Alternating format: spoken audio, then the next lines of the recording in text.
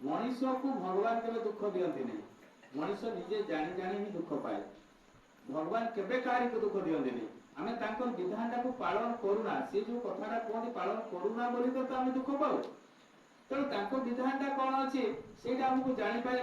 सत्संग आसवाई पड़ो। आ सत्संग आसवाक हेले आमको मनटा पवित्रता लाभ करने पड़ो। तेणु आम प्रत्येक दिन सत्संग आसु आसु कौ सत्संग मनीष को परिवर्तन करदेव कही हेनी। बड़ बड़ वक्ता कहले भी परिवर्तन हम ना, कि गोटे छोट छुआटे गोटे एमती वार्ड कह से कथाटा ही तुमको परिवर्तन करदेव। तेणु सत्संग आसबार अनिवार्य, सबुदिन आसबार दरकार अच्छे। तेणु ये ठाकुर लीला कीर्तन को आरंभ करी जिते स्वयं प्रभु जेहेतु ठाकुर जन्ममास चली विषय में जानवर आवश्यकता रही। शिशु ठाकुर जिते छोट थे सान भाई थे खेपुदा, माता मनमोहिनी देवी खेपुदा जेहतु छोट पिला सब माँ छोट पुओ को भल पाती, बड़ मान को पिटती, माता मनमोहिनी देवी ताहा ही करते। जितेबले कहते जे तू सान भाईटा को जत्न ने देख सब सांगे स्कूल को नहीं जा, यही समय जिते दी जन जाक बदमाश करती खेपुदा कि माड़ खाते शिशु ठाकुर अनुकूल चंद्र। दिने कौन है से दी जन कथा को नहीं माता मनमोहन देवी शिशु ठाकुर को बाड़ी धरिकिना दौड़े पिटा बहुत छोट शिशु था शिशु ठाकुर अनुकूल चंद्र। तो जिते दौड़े था दौड़ा बेलू जाइना कौन है गोटे पाखे पोखरी था से जाम मार ठाकुर अनुकूल चंद्र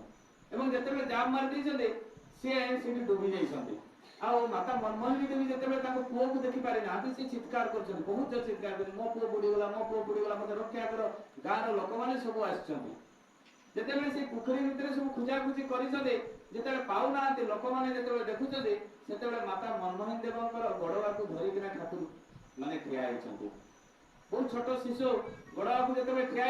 से पोखरी में जाम मार गाँव पिला विरक्त होकर तुम पुओ तुम पाखे अच्छी तुम गड़ धरिक ठिया तुम कह तुम पुओ बुड़ी जाइए। माता मनमोहिनी देवी देखुं तल आड़ को देखा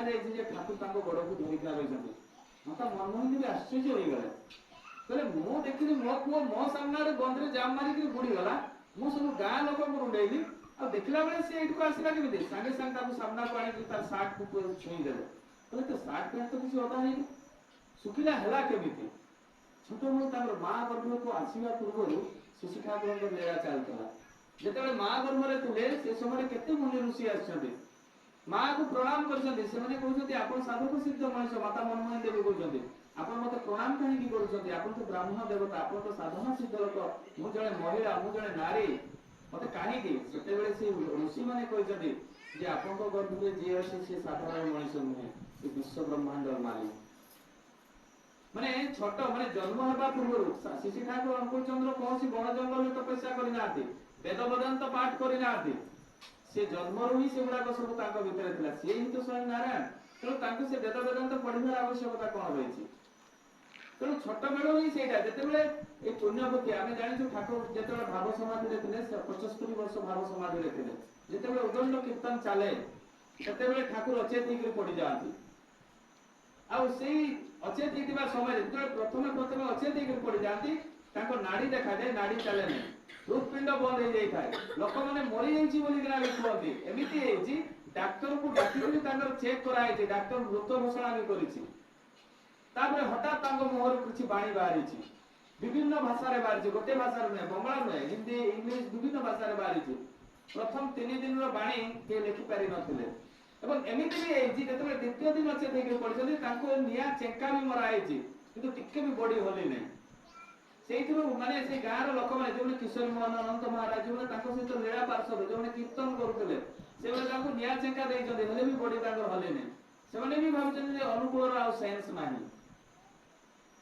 3 दिन पर जो 3 दिन माने ठाकुर को मुहर माने निर्गत हो चलला बाणी गुड़ाक से कहीं लिखि पारे चतुर्थ दिन माने समस्ते रूढ़ हो कागज कलम धरी जड़े तो लिखि ना बहुत जन लिखते 6-7 जन बसिकिना लिखुं लिखिकिना से पूर्णपुथी आज आम पाइछे ठाकुर जो मुखर निर्गत भाव समाधि 75 दिन भाव समाधि 72 दिन लिखाई 3 दिन मिस होता ये जापारि ना भाई बोधे ये गोटे रोग बोलिकिना भाई। तो ये जो भाववाणी जो माने आज पुण्यपुथी ठाकुर जीवंत कथा गुड़ाक बंगला लिखाई बुझी न हो पारे कि जदि कोई पढ़े पूरा गुड़ रहस्य कथा रही सृष्टिर तत्व कथा रही मनीष बंचार बढ़िया कथा रही ତାହେଲେ ଚିନ୍ତା କରନ୍ତୁ ଠାକୁର ଅନୁକୂଳ ଚନ୍ଦ୍ର ତାଙ୍କ ଲୀଳା ଭିତରେ କେତେ କେତେ ମଣିଷକୁ ପରିବର୍ତ୍ତନ କରିବା ପାଇଁ ସେ କାହାକୁ ନିର୍ଦ୍ଦେଶ ଦେଇନାହାନ୍ତି। ମୁଁ ଯେ ଏଇଟା କଲି ତୁମେ ସେଟା କର ତା ବି ନୁହେଁ, ସେ କରିକିନା ଦେଖେଇଛନ୍ତି। ପରମ ପୂଜ୍ୟପାଦ ବଡ଼ଦା ଶ୍ରୀ ଠାକୁରଙ୍କର ପ୍ରତ୍ୟେକଟି ବାଣୀକୁ ସେ ବି ନିଜେ ନିଜ ଜୀବନ ଚରିତ୍ରରେ କରିଛନ୍ତି। ତ ଠାକୁରଙ୍କର ଜୀବନ ଚରିତ୍ର ଛୋଟ ଛୋଟ କଥା ମଣିଷ କେମିତି ପରିବର୍ତ୍ତନ ହବ, ମଣିଷ ଜୀବନରେ କେମିତି ଶାନ୍ତି ଶୃଙ୍ଖଳା ଆସିବ, ଏଟାକୁ ଅଭ୍ୟାସଗତ କରିବା ପାଇଁ ପଡେ। ଯଦି ଗୋଟେ ପୁଅ ତା ବାପା ମାଙ୍କୁ ପ୍ରତ୍ୟେକ ଦିନ ପ୍ରଣାମ କରେ ସେଟା ତାର ଅଭ୍ୟାସଗତ ହେଇଯାଏ। ଆମେ କଣ କରୁ ଯେତେବେଳେ କୁଆଡେ ଯାଉ ବାପା ମାଙ୍କୁ ଟିକେ ପ୍ରଣାମ କରି ଯାଉ, ଯିଏ ବି ଯାଉ ଯୋଉମାନେ ଦୀକ୍ଷା ନେଇନାହାନ୍ତି ବା ସତ୍ସଙ୍ଗୀ ମାନେ ବହୁତ ଘରେ ଯୋଉମାନେ ପ୍ରାର୍ଥନା ହଉଛି ସକାଳ ସନ୍ଧ୍ୟା ତାଙ୍କ ଛୁଆମାନେ ତ ସକାଳ ସନ୍ଧ୍ୟା ପ୍ରଣାମ କରୁନାହାନ୍ତି, ତ ଏମାନଙ୍କର ଅଭ୍ୟାସଗତ ହେଇନାହିଁ। ଯେତେବେଳେ ଅଭ୍ୟାସଗତ ହେଇଯିବ ସେତେବେଳେ ସେ ଛୁଆଟା ତୁମକୁ କେବେ ବୃଦ୍ଧାଶ୍ରମରେ ଛାଡିବନି। ଯଦି ଅଭ୍ୟାସଗତ ନ ହୁଏ ତାହେଲେ ଏମିତି ଗୋଟେ ସ୍ତ୍ରୀ ଆସିବ, ସିଏ ତ ସତ୍ସଙ୍ଗୀ ନଥିବ, ସିଏ ତ କୌଣସି ଗୁରୁ ମାଙ୍କର ସନ୍ତାନ ନଥିବ, ଥାଇ ବି ପାରେ ନ ବି ଥାଇପାରେ। ଯଦି ସିଏ ଏଭଳିଆ ଗୋଟେ ସ୍ତ୍ରୀ ଆସିବ ତୁମ ମାନଙ୍କୁ ଯଦି ବିଭିନ୍ନ ପ୍ରକାର ଟର୍ଚର କରିବ ତୁମେ ଆଉ ବାଟ ପାଇବନି। ଯେମିତି ଆଜିର ଡେଟ୍ରେ ରାୟରଙ୍ଗପୁରରେ 76 ଜଣ ବୃଦ୍ଧାଶ୍ରମରେ ରହିଛନ୍ତି। ଚିନ୍ତା କରିପାରୁଛନ୍ତି? ଗୋଟେ ସାଧାରଣ ଆମର ଆଦିବାସୀ ଏରିଆରେ ମାନେ 76ଟା ଫ୍ୟାମିଲି ତାଙ୍କ ବାପା ମାଙ୍କୁ କାଢିଛନ୍ତି ଆଉ ସେମାନେ ବୃଦ୍ଧାଶ୍ରମରେ ଅଛନ୍ତି। ସେଦିନ ଆମର ଯୋଉ ସତ୍ସଙ୍ଗ ହେଇଥିଲା ୟଙ୍ଗ ପିଲାମାନଙ୍କର, ସେ ଯିଏ ମା ସେ ସେବା କରନ୍ତି, ଯିଏ ଦାୟିତ୍ୱରେ ଅଛନ୍ତି, ଯିଏ ମ୍ୟାନେଜର ଅଛନ୍ତି, ସେ ଜଣେ ଯାଜକଙ୍କର ପୁଅ ବୋହୂ, ସେ ସେଇ ଦାୟିତ୍ୱରେ ଅଛନ୍ତି ଆମର ଲେଙ୍କା ବୋଲିକିନା। ସେ ବି ଆସିଥିଲେ, ସେଇ କଥା ସେ କୁହନ୍ତି, ବହୁତ କାନ୍ଦି କାନ୍ଦି କୁହନ୍ତି ଯେ ମୁଁ ଦୀକ୍ଷା ନେଇଛି ବୋଲି ତାଙ୍କର ଏତେ ଲୋକଙ୍କର ସେବା କରିପାରୁଛି, ସାଧାରଣ ମଣିଷ କେବେ ସେବା କରିପାରନ୍ତାନି। ଏତେ ବୁଢା ବୁଢୀ ମାନଙ୍କର ହରକତ, ମାନେ ତାଙ୍କର ଯୋଉ ଅଳି ବୟସ ହେଇଯାଇଛି, କାହା ରୋଗ ହଉଛି, କିଏ ବେଡରେ ପରିଶ୍ରା କରିଦଉଛି, ବିଭିନ୍ନ ପ୍ରକାର ବହୁତ ପ୍ରକାର ରହିଛନ୍ତି ସେଥିରେ ବୁଢା ବୁଢୀ। ତାହେଲେ ଆମେ ଆମ ସନ୍ତାନ ମାନଙ୍କୁ କାହିଁକି ଆଣିବା? ମୁଁ ଏଇଠି ଦେଖେ ଛୁଆମାନେ ଯୋଉ ଆସିଛନ୍ତି ଭଜନ କୀର୍ତ୍ତନ କରୁଛନ୍ତି, ଗିନି ବଜାଉଛନ୍ତି, ଏମାନେ କେବେ ବି ତାଙ୍କ ବାପା ମାଙ୍କୁ ସେଭଳିଆ କରିବେନି। କାହିଁକି? ଏମାନଙ୍କର ଅଭ୍ୟାସଗତ ହେଇଗଲାଣି। ଏମାନେ ଯଦି ସତ୍ସଙ୍ଗ ନ ପାଆନ୍ତି ଏମାନେ ପାଗଳ ହେଇଯିବେ ବଡ ହେଲା ବେଳକୁ ଦେଖିବେ। ତେଣୁ ତ ଆମେ ସତ୍ସଙ୍ଗ ଛୋଟ ବେଳୁ ଛୁଆମାନଙ୍କୁ ଆଣିବାର ଦରକାର। ଆଉ ଏମାନେ ଯେତେବେଳେ ଅଭ୍ୟାସଗତ ହେଇଯିବ ଏମାନେ କେବେ ବି ସେଇ ଜିନିଷଟା ଭୁଲିବେନି। ଖାଲି ପ୍ରଣାମ କରିଦେଲେ ମୋ ବାପା ମାଙ୍କୁ ଭଲ ପାଇଲେ କୁହାହେଲେ ସେଟା ମାନେ କାମରେ ଦିଏ ନାହିଁ। ବହୁତ ଲୋକ କହନ୍ତି ମୋ ବାପା ମାଙ୍କୁ ବହୁତ ଭଲ ପାଏ, କିନ୍ତୁ ଏମିତି ଗୋଟେ ସିଚୁଏସନ ଆସିଯାଏ ଯେ ବାପା ମା ଉପରେ ହାତ ବି ଉଠିଯାଏ। ଏମିତି ସିଚୁଏସନ ଆସେ। ତ ଯେତେବେଳେ ଅଭ୍ୟାସଗତ ହେଇଯାଏ ସେତେବେଳେ କେବେ ବି ଯେତେ ବି ମାନେ କଡା ୱାର୍ଡରେ ବାପା ମା ଗାଳି ଦେଲେ ବି ଟର୍ଚର କଲେ ବି ସେ ପୁଅଟା କଥାରେ ଜବାବ ଦେବନି। ଯଦି ସତ୍ସଙ୍ଗକୁ ଆସେ, ସତ୍ସଙ୍ଗ ଠାକୁରଙ୍କର ଆଇଡିଓଲୋଜିଟାକୁ ସେ ଯଦି ବୁଝେ, ସେଇଥିପାଇଁ ତ ଆମେ ସତ୍ସଙ୍ଗ ଆସୁଛେ। ସତ୍ସଙ୍ଗ ଆସିଲେ କୌଣସି ମିରାକେଲ ହୁଏ ନାହିଁ ଯେ ଠାକୁର ଫଟୋ ଭିତରୁ ବାହାରିକିନା କାହାକୁ ବଞ୍ଚେଇ ଦେବେ, ସେଇଟା ନାହିଁ। ଏଇଠି ଯାହା ବିଧାନ ଅଛି ଚରିତ୍ରଗତ କଲେ ନିଜେ ବଞ୍ଚିବ, ତା ଛଡା ଆଉ କିଛି ନୁହେଁ।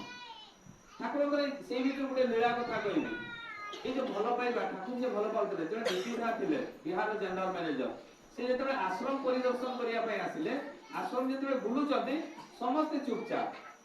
ଆଶ୍ଚର୍ଯ୍ୟ ହେଇଗଲେ। ଯେତେବେଳେ ଠାକୁରଙ୍କୁ ପ୍ରଣାମ କରିବା ପାଇଁ ଯାଉଛନ୍ତି ଠାକୁର କାହାରି ସହିତ ଦୂରରେ ଦଉଛନ୍ତି, ଠାକୁର କାହାରି ସହିତ କଥା ହଉନାହାନ୍ତି।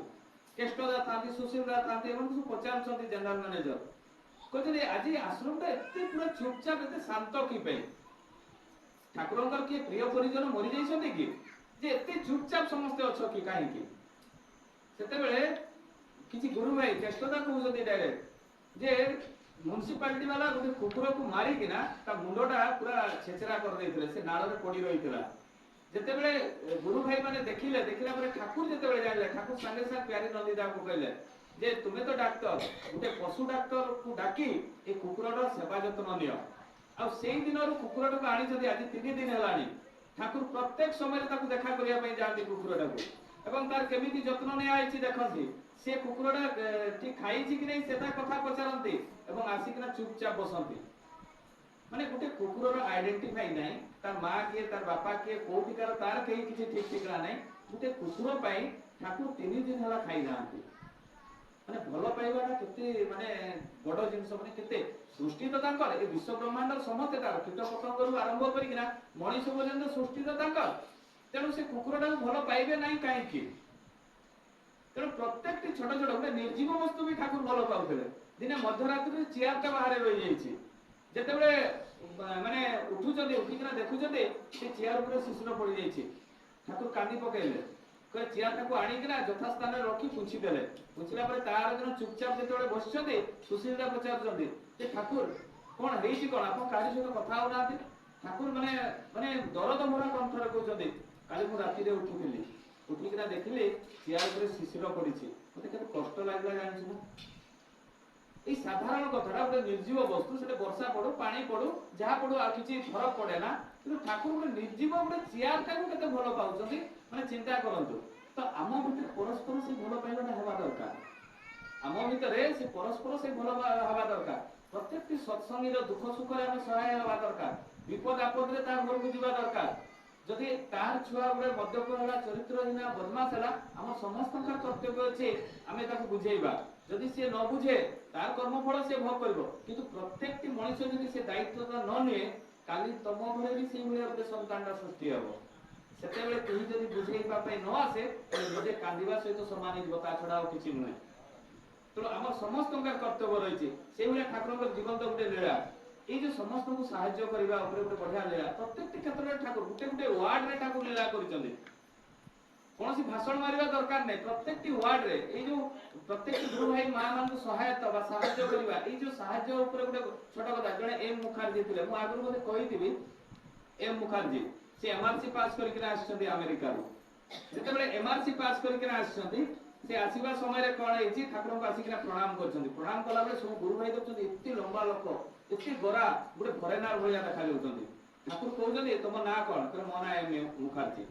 ଯେ ତୁମ ଘର କୋଉଠି? ଦିଲ୍ଲୀ। ତ ବାପା କଣ କରନ୍ତି? ମୋ ବାପା ଜଣେ ଡାକ୍ତର ଅଛନ୍ତି, ସେ ଯୋଉ ବି ମୁଖାର୍ଜୀ। ତମେ କଣ କରିଛ? ମୁଁ ଆମେରିକାରୁ ଏମଆରସି ପାସ୍ କରି ଆସିଛି, ମାନେ ଡକ୍ଟରେଟ ପାସ୍ କରିକିନା ଆସିଛି। ଠାକୁର ସାଙ୍ଗେ ସାଙ୍ଗେ କହିଛନ୍ତି ତୁମେ ଏଇଠି ରହିବ ଆଶ୍ରମରେ? କହିଲେ ଠାକୁର ହଁ ରହିବି, ମୁଁ ତ ଚାହୁଁଥିଲି। ଏମ୍ ମୁଖାର୍ଜୀ କହିଲେ ପରମ ପୂଜ୍ୟପାଦ ଶ୍ରୀ ବଡ଼ଦାଙ୍କର ରୁମ୍ ପାଖରେ ତାଙ୍କୁ ଗୋଟେ ରୁମ୍ ଦିଆଗଲା। ସେଇଠି ରହିଲେ। ଦିନ ପରେ 3 ଦିନ ତାଙ୍କର ଦୀକ୍ଷା ହେଲା। ଦୀକ୍ଷା ହେଲା ପରେ ଠାକୁରଙ୍କର ଯାହା ବିଧି ବିଧାନ ଅଛି, ବ୍ରହ୍ମ ମୁହୂର୍ତ୍ତରୁ ଉଠିବା ପର୍ଯ୍ୟନ୍ତ, ସନ୍ଧ୍ୟା ପ୍ରାର୍ଥନା ପର୍ଯ୍ୟନ୍ତ ଯାହା ଯାହା ଆଶ୍ରମରେ ହୁଏ ସେ ନୈତିକ କରିଚାଲିଲେ। 12 ଦିନ ବିତିଗଲା ଏଇଭଳିଆ, ମାନେ 12 ଦିନ ଆଉ ଦୀକ୍ଷା ନ ନେଇଥିବା 3 ଦିନ, ମାନେ 15 ଦିନ ରହିଗଲେ। ରହିଲା ଦୀକ୍ଷା ନେବାର 12 ଦିନ ପରେ ଠାକୁର କହୁଛନ୍ତି ମୋ ଛାତିଟା ବହୁତ ପେନ୍ ହଉଛି, ତୁମେ ଟିକେ ମତେ ଚେକ୍ କର।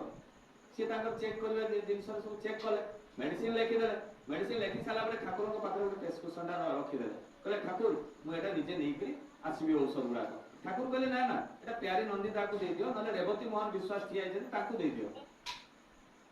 ସେଠି ଥିଲେ ରେବତୀ ମୋହନ ବିଶ୍ୱାସ, ତ ତାଙ୍କୁ ଦେବା ପାଇଁ ଯେତେବେଳେ କହିଲେ ନା ନା ମୁଁ ନିଜେ ନେଇ ଆସିବି। ଠାକୁର କହିଛନ୍ତି ଠିକ ଅଛି, ତୁମେ ପ୍ରେସକ୍ରିପସନଟା ଏଠି ଖାଉ, ତୁମେ ଯାଅ ବଡ ମାର କି ଅସୁବିଧା ଅଛି ଟିକେ ଦେଖିକିନା ଆସ, ଏକା ସହିତ ମେଡିସିନ ଗୁଡାକ ନେଇ ଆସିବ। ଯେତେବେଳେ ଏମ୍ ମୁଖାର୍ଜୀ ବଡ ମାଙ୍କୁ ଦେଖା କରିବା ପାଇଁ ଗଲେ, ସେଇ ସମୟରେ ରେବତୀ ମୋହନ ବିଶ୍ୱାସ କହିଲେ ଯା ପ୍ୟାରୀ କୋଟା ଦେଖିବୁ ଯାକ ପ୍ରେସକ୍ରିପସନଟା। ରେବତୀ ମୋହନ ବିଶ୍ୱାସ ସେ ପ୍ରେସକ୍ରିପସନ ନେଇକି ଦେଖୁଛନ୍ତି ପ୍ୟାରୀ ନନ୍ଦିତା, ଆଶ୍ରମର ସେ ଡକ୍ଟର ପ୍ୟାରୀ ନନ୍ଦିତା। ଯେତେବେଳେ ଦେଖୁଛନ୍ତି ସେ କହୁଛନ୍ତି ଏଗୁଡା ତ କୌଣସି ମେଡିସିନ ନେଇ, ଏଟା ଲେଖିଲା କିଏ? ସେତେବେଳେ ରେବତୀ ମୋହନ ବିଶ୍ୱାସ କହୁଛନ୍ତି ଯେ ଯିଏ ନୂଆ ଆମର ଡାକ୍ତର ଅଛନ୍ତି, ପରମ ପୂଜ୍ୟପାଦ ଶ୍ରୀ ବଡ଼ଦାଙ୍କ ପାଖରେ ଗୋଟେ ରୁମ୍ ଦିଆହେଇଛି, ସିଏ ଏଗୁଡାକ ଲେଖିଛନ୍ତି। ସେ କହିଲେ ଚାଲ ଯିବା ଠାକୁରଙ୍କ ପାଖକୁ। ରେବତୀ ମୋହନ ବିଶ୍ୱାସଙ୍କ ମନ ଭିତରେ ଟିକେ କ୍ରୋଧ ଜାଗ୍ରତ ହେଇଗଲା। ସେ କହିଲେ ଯଦି ଏଗୁଡାକ ମେଡିସିନ ନୁହେଁ, ତାହେଲେ ଏ ଲୋକଟା ତ ଫ୍ରଡ। ଏଇଠି ଆସିକିନା 15 ଦିନ ହେଲାଣି ରହିଲାଣି, ଠାକୁର ତ ଅନ୍ତର୍ଯାମୀ, ବିଶ୍ୱ ବ୍ରହ୍ମାଣ୍ଡର ମାଲିକ, କେତେ କେତେ ମହାନ ବ୍ୟକ୍ତି ଠାକୁରଙ୍କୁ ପ୍ରଣାମ କରିବା ପାଇଁ ଆସନ୍ତି ଏବଂ ତାଙ୍କୁ ସେ ମାନେ ଭଗବାନ ବୋଲିକିନା ସ୍ୱୀକାର କରନ୍ତି, ବିଶ୍ୱ ବ୍ରହ୍ମାଣ୍ଡର ମାଲିକ ବୋଲି ସ୍ୱୀକାର କରନ୍ତି। ଠାକୁର এই ବଦମାସ ଚୋର ଲୋକଟାକୁ ଚିହ୍ନି ପାରିଲେ ନାହିଁ। এই কথাটা ରେବତୀ ମୋହନ ବିଶ୍ୱାସଙ୍କ ମନ ଭିତରେ ଜାଗ୍ରତ ହେଇଗଲା। ଡକ୍ଟର ପ୍ୟାରୀ ନନ୍ଦିତା ରେବତୀ ମୋହନ ବିଶ୍ୱାସ ଆସିଲେ ଠାକୁରଙ୍କ ପାଖକୁ। ଯେତେବେଳେ ପ୍ୟାରୀ ନନ୍ଦିତା ପ୍ରଣାମ କରିକି ଠାକୁରଙ୍କୁ କହିଲେ ଯେ ଠାକୁର ଏଗୁଡ଼ା କୌଣସି ମେଡିସିନ ନୁହେଁ, ସେତେବେଳେ ଠାକୁର କହିଲେ ପ୍ୟାରୀ ନନ୍ଦିତାକୁ ତମେ ଏଇଠି ରଖିଦିଅ ପ୍ରେସକ୍ରିପସନଟା। ଯେତେବେଳେ ପ୍ରେସକ୍ରିପସନଟା ସେ ସାଇଡରେ ରଖିଦେଲେ, ରଖିଲା ପରେ ପ୍ୟାରୀ ନନ୍ଦିତା ପଳେଇଲା ପରେ ରେବତୀ ମୋହନ ବିଶ୍ୱାସ ଏବଂ ଠାକୁର ଥାଆନ୍ତି। ରେବତୀ ମୋହନ ବିଶ୍ୱାସଙ୍କ ମନ ଭିତରେ ଯୋଉ କ୍ରୋଧଟା ଜାଗ୍ରତ ହେଇଛି, ସାଙ୍ଗେ ସାଙ୍ଗେ ଠାକୁରଙ୍କୁ କହି ପକେଇଲେ, କହିଲେ ଠାକୁର ମୁଁ ଆପଣଙ୍କୁ ନିବେଦନ କରିବା ପାଇଁ ଚାହୁଁଛି। କହିଲେ କଣ କହୁଛୁ କହ? କହିଲେ ଠାକୁର ଆପଣ ତ ବିଶ୍ୱ ବ୍ରହ୍ମାଣ୍ଡର ମାଲିକ, ଆମେ ତ ଆପଣଙ୍କୁ ଭଗବାନ ବୋଲି ପୂଜା କରୁ, କିନ୍ତୁ ଏ ଚୋରଟା ଆସିକିନା 15 ଦିନ ରହିଗଲାଣି, ଆପଣ ତାକୁ ଚିହ୍ନି ପାରିଲେନି, ଆମେ ତ ଭଗବାନ ବୋଲି ଆପଣଙ୍କୁ ମାନୁ ନା। ଠାକୁର ସେଇଠି ଗୋଟେ କଥା ସୁନ୍ଦର କଥାଟା କହିଦେଲେ, କହିଲେ କାହାରିକୁ ଏକ୍ସପୋଜ କରିବ ନାହିଁ, ଯଦି ଏକ୍ସପୋଜ କର ରିଫର୍ମ କରିବା ବହୁତ କଷ୍ଟ ହେଇଯିବ। ପ୍ୟାରୀ ନନ୍ଦିତାଙ୍କ ଆଖିରୁ ଲୁହ ଗଡ଼ିଗଲା। ତା ମାନେ କଣ ହେଲା, ଧରିନିଅ ମୋ ପୁଅଟା ମଦ୍ୟପ ଅଛି, ଚରିତ୍ରହୀନ ଅଛି, ବଦମାସ ଅଛି। ଆପଣ ମାନେ ଯଦି ସମସ୍ତେ ଆଲୋଚନା କରିବେ ନବୀନ ଭାଇର ପୁଅଟା ଏଇଭଳିଆ ବଦମାସ, ଚରିତ୍ରହୀନ, ବଦମାସ, ମଦ୍ୟପ, ତାହେଲେ ମୋ ପୁଅଟା ସୁଧାରିବନି। ଯଦି ଆପଣ ମାନେ ସମବେତ ହେଇକରି ତାକୁ ସୁଧାରିବାର ଚେଷ୍ଟା କରନ୍ତି, ତାହେଲେ ସେ ପିଲାଟା ଇଷ୍ଟମୁଖର ହେଇଯିବ। ତା ମାନେଟା ହଉଛି ସେଇଟା ଠାକୁର ବୁଝେଇଦେଲେ। जे कारी को एक्सपोज करो नहीं मार्केट रे कारी बदनाम करो नहीं आमे गुटे फैमिली रे अछु जदि आमे कोनोसी मां रो भाई रो कहा सहित आमे आलोचना करूछु तार समाधान करिया पे चेष्टा करबा आ आलोचना करिकिना समाधान न कले सेटा ग्रोथ हे जीवो से कथा सब आडे जेतेबेले से खराब कथाटा ग्रोथ हे जीवो सेतेबेले कोन हम परनिंदा परचर्चा जेतेबेले ग्रोथ हे जीवो से परिवारटा को आमे बदनाम कर देले आमे जदि से परिवारटा को बदनाम करिछे दिने ना दिने हमर भी जीवन रे से घटनाटा घटिबो 100% घटिबो ए जीवन थिबा भीतर दे कई मुक्ति पाइबे नै काहे कि आमे जदि गुटे आंगुली तुमको मु देखौची तीनटा आंगुली देखंतु मो आडे अछि मु जदि काहे को गुटे आंगुली देखौची तने तीनटा आंगुली मो पटे अछि माने मते तीन गुणा भोग करिया पई पड़िबो मु जदि काहार अनिष्ट चिंता करे बा अमंगल चिंता करे ताहले तीन गुणा मते भोग करिया पई पड़िबो तेनो प्रत्येकटी जिनिस जो शिशि ठाकुर अनुकूल चंद्र जो लीला करी गला परे रेवती मोहन विश्वास करते रेवती देखिबु से 6 मास परे आसीबो देख से कोणारे से आम कथा सुनुची लुची लुची से कथा सुनुची पळेबो आइना डरी किना काळे मते जेल रे दे देबे कि से डरी किना पळेबो किंतु 6 मास परे आसीबो एम मुखर्जी पळेला पळेई किना विभिन्न जगह रे से चोरी करबा आरंभ करिछि ठक्कर खाइछि जेल जाइछि माडो खाइछि अनुताप करिछि अनुताप कला परे 6 मास परे फेरी किना आछि रेवती मोहन विश्वास सेई दिन कहले ठाकुर मु आपन को सेदिन कड़ा कथारे कहि देइथिली जे आपन को आमे भगवान बोली मानु किंतु आपन ईश्वरटा को चिन्हि पाले नै मते क्षमा कर देबे रेवती मोहन विश्वास क्षमा प्रार्थना मागिथिले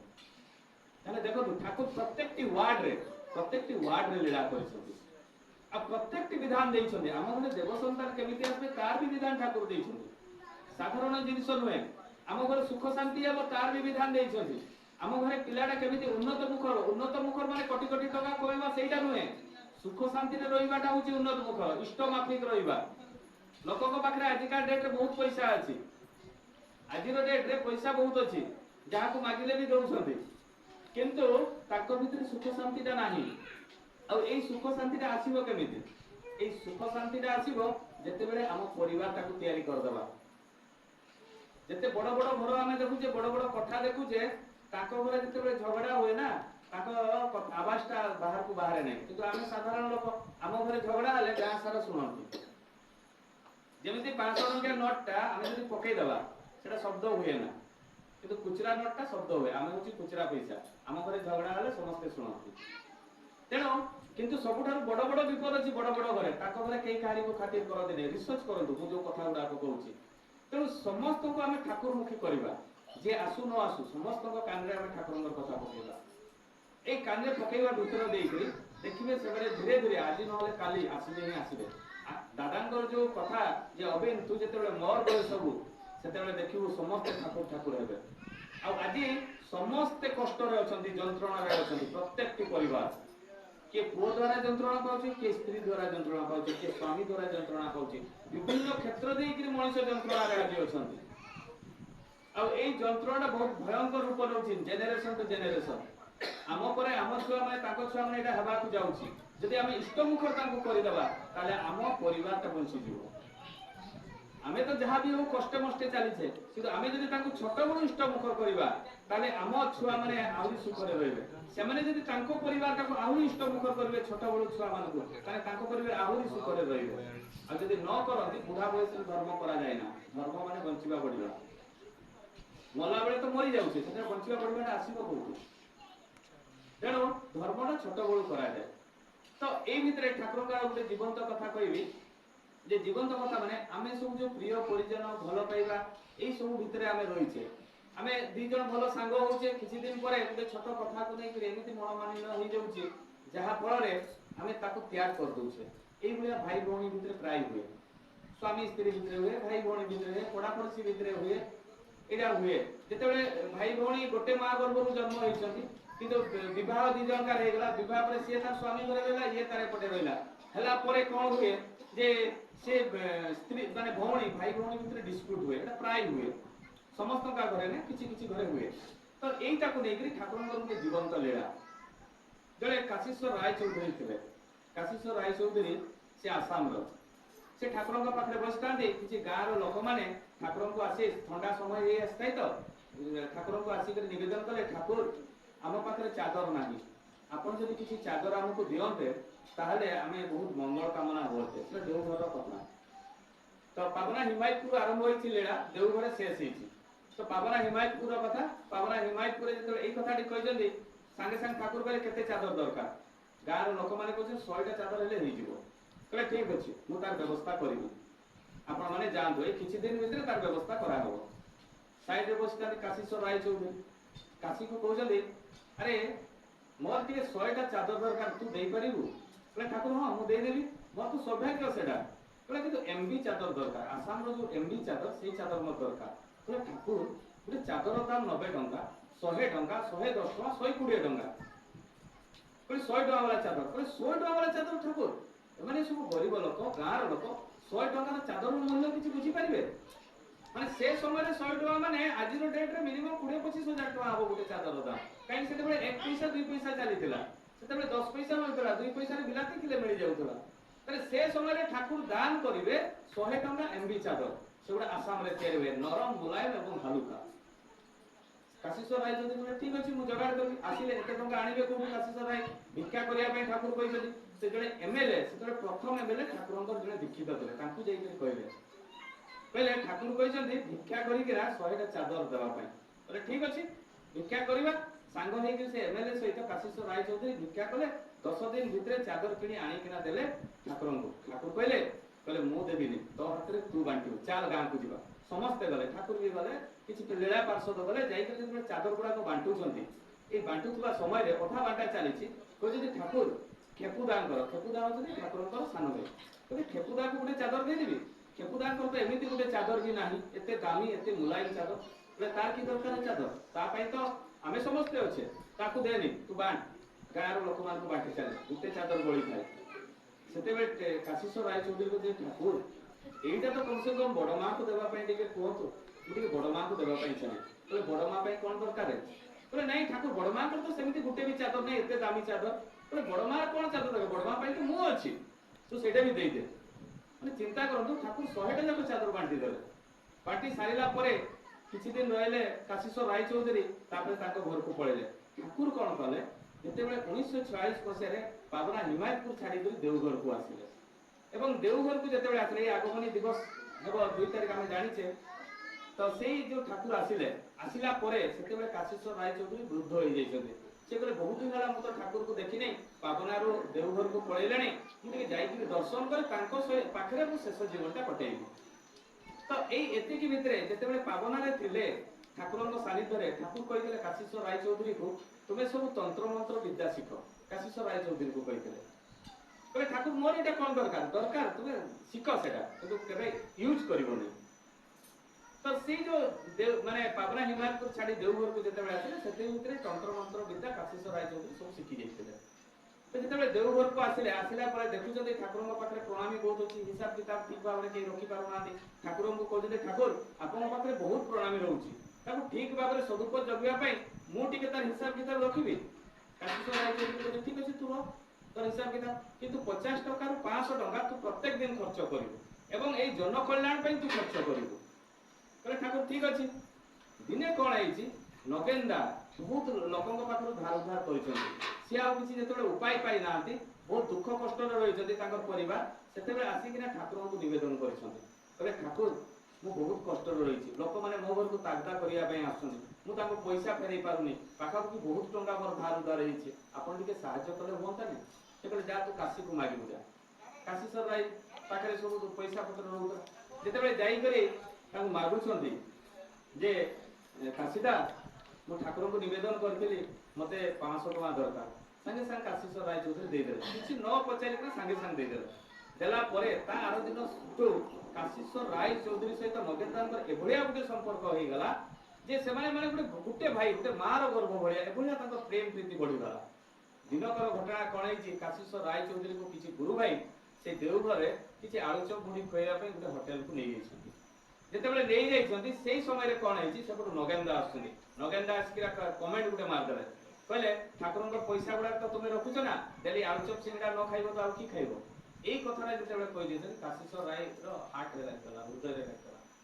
जेतेबेले हृदय रे लागला से संगे संग मारण मंत्र मार देले काहे कि से शिखि देले ठाकुर मना करछन कि से मार देले जेमिति मार देछि जे नगेंद्रଙ୍କ मुहरु नाकरो खाली रक्त बाहि गला संगे संग तळे जेतेबेले पड़ी गले ताकू डाक्टर खाना निया गला से देवघर डाक्टर खाना निया गला डाक्तरखाना निया गला परे तम जति ट्रीटमेंट हुए आ रक्त बंद हुए ना ठाकुर जेतेबेले जानले कहले संगे संग ताकू मो पाखु नै आए नगेंदा को ठाकुरଙ୍କ पाखु निया गला प्यारी नंदिदा को कहला तू औषध दे संगे संग औषध माने ठाकुर कहले औषध दे कहले ठाकुर मु ए औषधटा ऑलरेडी देई सारची किंतु रक्त बंद हो नै कहले तू आउ थरे मो सामना रे दे ठाकुरଙ୍କ सामना रे प्यारी नंदिदा डॉक्टर प्यारी नंदिदा देले संगे संग रक्त बंद हला पर ठाकुर बहुत चिंता रे रहि गले 2 दिन नगेंदा एमती प्रणाम करिया पे आसंती किछि कहंती नै 2 दिन परे नगेंदा बसतांती एवं काशीश्वर राय चौधरी बसतांती बसिଥିବା ସମୟରେ ଠାକୁର ବହୁତ କାତର କଣ୍ଠରେ କହୁଛନ୍ତି ଯେ କାଶୀ ମୁଁ ଯେତେବେଳେ ପାବନା ହିମାୟତପୁର ଛାଡ଼ି ଦେଓଘରକୁ ଆସିଲି ସେତେବେଳେ କେତେ ସବୁ ମାନେ ବିଜ୍ଞାନ ଘରେ କେତେ ସବୁ ଯନ୍ତ୍ରପାତି ଥିଲା ମହିଳାମାନଙ୍କର କେତେ ସିଲେଇ ମେସିନ୍ ଥିଲା ଏବଂ କେତେ ଜିନିଷ ମୁଁ ସେଠି କରିଥିଲି କଲେଜ ସ୍କୁଲ ବିଜ୍ଞାନଗାର ମା ମାନଙ୍କ ପାଇଁ କୁଟୀର ଶିଳ୍ପ ଭାଇ ମାନଙ୍କ ପାଇଁ ସବୁ ଶିକ୍ଷଣୀୟ ଯନ୍ତ୍ରପାତି ସବୁ ଥିଲା ସେଗୁଡାକର ସେଠିକାର ଲୋକମାନେ ଭାଙ୍ଗି ରୁଜିକିରି ପାବନା ନଦୀରେ ସବୁ ଫିଙ୍ଗି ଦେଲେ ମୋ ସେ କଥା ଆଜି ପର୍ଯ୍ୟନ୍ତ ମନେ ନାହିଁ କିନ୍ତୁ ତୁ ଯୋଉ ଦିନ ମାନେ ପାବନା ହିମାୟତପୁରରେ 100ଟା ଚାଦର ବାଣ୍ଟିଥିଲୁ ନା ସେ କଥା ଆଜି ପର୍ଯ୍ୟନ୍ତ ତୋର ମନେ ଅଛି ମୋର ମନେ ଅଛି ଠାକୁର କହୁଛନ୍ତି କାଶୀଶ୍ୱର ରାୟଚନ୍ଦ୍ର ଆଜି ବି ମନେ ଅଛି ସେଇ 100ଟା ଚାଦର କଥା ନଗେନ୍ଦାକୁ ତୁ ଏମିତି କାହିଁକି କଲୁ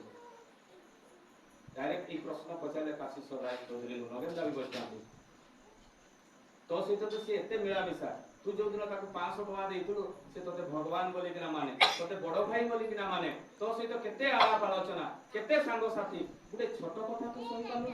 ताको एते बड़ मारणास्त्र मार दे एई जो ठाकुरन को लीला भितर हम कोन सिखिले हम गुरु भाई सब बळे मिसी किना रहउछे ये छोटे छोटे कथा नहीं आम कथबार्ता बंद कर दूचे मनमालिन कर दूचे छाड़बेड़ हो जाऊे यही जिनसा जमी सत्संग न हुए यही जिनसा जो बाहर लोक देखिए ना से कौन करेंगे आज जोटा मुझे माने कष्ट पाऊँगी से जिनसा जमी एटी न हो से ठाकुर को धरिक आज पर्यटन छोट बड़ू आज चुप रही ना कंटिन्यू ठाकुर माने रिसर्च करने चाहूँगी आज भी मुझे शिखुची ये छोट छोट पिला पाखे गोटे दीप भी अंधकार आलोक दिए ये छोट छोट पिला पाखे किसी ना किसी गोटे भल गुण अच्छे ता पाखु भी आम शिखा दरकार तेणु आज भी मुझे शिखुची एवं चेष्टा करुँची आउटे केमी शिखापी चेष्टा करी मो परिवार को या चेष्टा करी जहाँ भी पूरा समय हो जाइए जो मैंने उपस्थित अच्छी अनुपस्थित अच्छी समस्त पंच महाजीवन समस्ते शांति सुस्थिर जीवन यापन करूँ दीर्घायु हूँ शतायु हूँ चिरंजीवी हूँ ये मोर वक्तव्य शेष कर जय हो।